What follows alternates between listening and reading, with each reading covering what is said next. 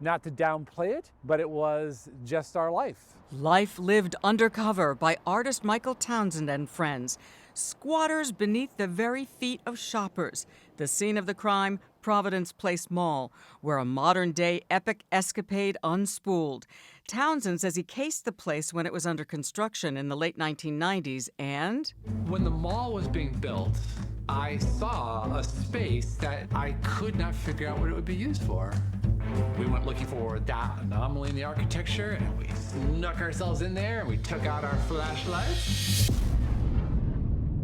There it was. what it was, a hideout. Beginning in 2003, ringleader Townsend and 7 accomplices became mall-roaming renegades with a den they could retreat to, a hole in the wall, or more accurately, a hole in the mall, reinforcing Rhode Island's reputation as Rogues Island.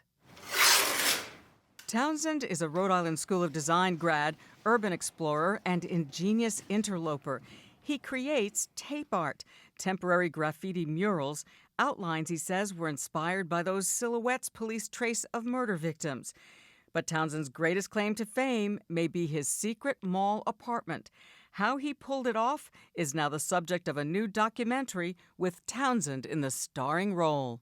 It seemed like a very absurd fantasy and perhaps a great challenge. The mall was part of a whole downtown revitalization project in the late 1990s called the Providence Renaissance. Townsend was living and working in art studio apartments at a nearby mill. Shortly after, a developer comes in and says, "I'm going to knock down your home." Townsend says that displacement prompted the mall encampment. We have to dive into the intentions behind the crime to really understand it. I guess the simple answer would be we lost a home, we gained a home. But in the act of gaining the home, we had to do a little bit of trespassing. Okay, a lot of trespassing. Townsend's defense, it all started innocently enough. This was an idea about sort of getting to know the mall better. And okay, we'll go spend 7 days there. Was it an art project? That was let's call it a reconnaissance mission or a deep exploration, a deep dive into the mall. Our first night demanded that we find a place to lay our head. I remembered that space. Townsend reveals they broke in through an unlocked door here at the back of the mall. Still a gritty city landscape near the train tracks today.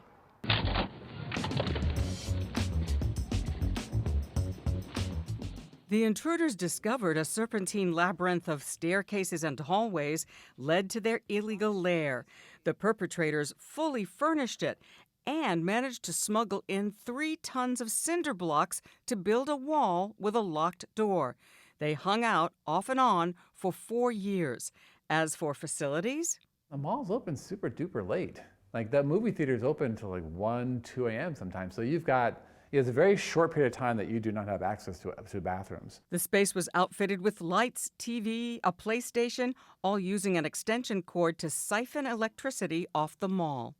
I had a habit that whenever we were there for any amount of time and we knew we were using electricity, I would always go to where the mall offices were and I would put a $20 bill in an envelope that said, "Thank you for the resources," and I would slide it under the door. It was a homestead. We had successfully reached the point where we could relax and just spend time together or time by ourselves. Even though you could get caught at any moment. Yeah, it's relaxing with a hint of danger.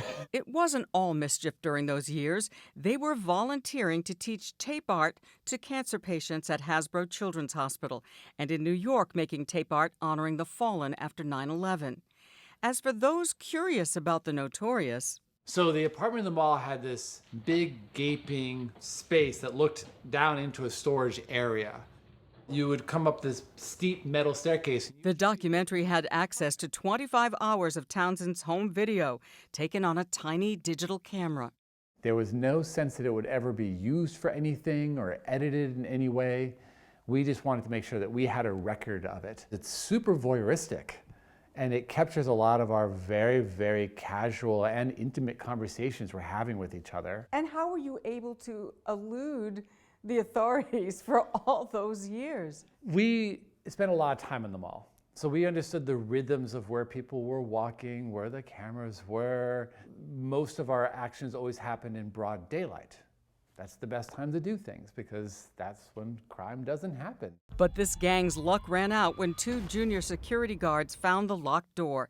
Townsend was arrested, spent a night in jail before pleading no contest. I will say the Providence police did find it hilarious. They were deeply amused by it. That judge was just shaking his head. He's like, this is not a criminal act. He's like, I'm gonna give you misdemeanor trespassing. And he said, keep your nose clean for 6 months.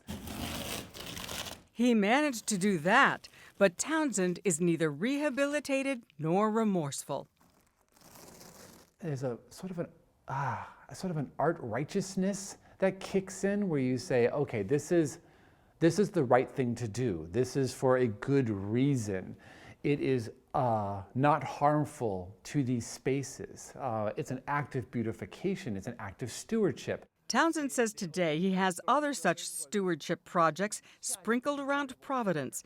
This handmade wooden hammock suspended above the river outside the mall is a concealed sanctuary where he says he slept a couple of nights.